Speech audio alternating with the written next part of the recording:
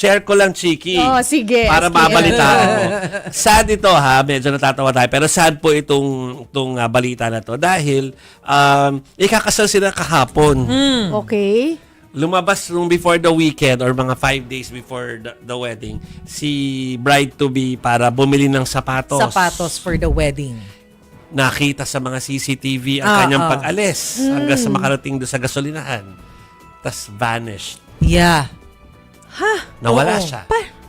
Nasundan no? Nasundan ng camera eh. Yung, Yeah. yung paglabas niya sa kalsada, may CCTV footage. Tapos yung pinuntahan niya, parang tama ba yung pagkaalala ko, 3 CCTV tatlong sets. footage yung nakuha. Last yung gasolinahan. Oo, tas after nun, wala na. Hindi na nakita dun sa susunod na CCTV. Correct. Parang ganun. So, So, parang yung last pumasok siya sa establishment. Ayan na yan, Chiki. May okay, kita. eto. Share lang namin sa'yo. Share Oo. ko lang sa'yo ang mga video na nakikita.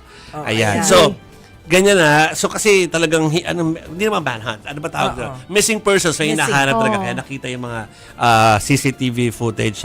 Chiki, of course, over the weekend, yun na nga, tuloy nagpakuha ng picture si groom na dala na, may wedding gown Wedding na eh. gown, yes. Yung mga souvenir na para sa wedding, yung mga giveaways, handa na lahat. Pati daw yung lechon na in-order. Oo. Yun yung mga detalye ni Mon Gualvez kanina na po. Pero ito talagang usap-usapan to over the weekend. Kasi nga, nagtatalo na yung mga tao, no? Sinasabing, baka naman daw runaway bride. Oh. Pero parang hindi kasi kinalkal na nila yung yung mga contents ng telepono eh. Yes. Iniwan kasi yung phone. Oo, China-charge. Sinacharge. Kung baka Iniwan sumaglit ng lang phone para sa bahay. bumili ng Tsaka, sapatos. paano yung runaway bride? Namili nga ng sapatos. Yun Diba na. nag-prepare? Tsaka, Papunta. yung mga pinapakita ng litrato, yun yung nila prenup nila eh. Diba? Yeah, Handa yeah. na talaga for the wedding eh. So, it's a big mystery. Hanggang ngayon, hinahanap pa po yung bride. Hopefully po ay magkaroon ng lead soon dahil talagang may authorities na nag-handle Oo. nito kasi very sad ito.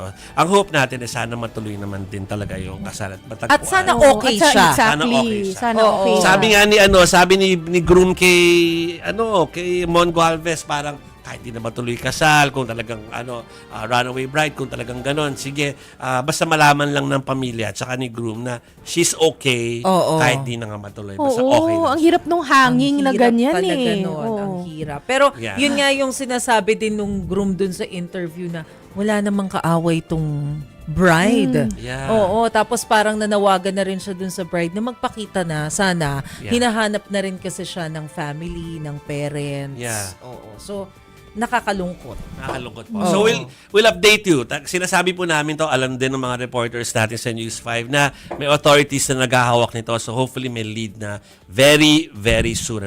Sadly, hindi nahabol for the wedding na action kahapon. Pero we'll give you updates on this. Talagang usap-usapan to, Chiki. So share ko lang sa'yo na talagang ginagamit ko yung term kasi baka Share ko lang. may umagaw Atin na yan. baka may Oo, umagaw ng SKL. title. Share ko lang. SKL. Oo. Okay.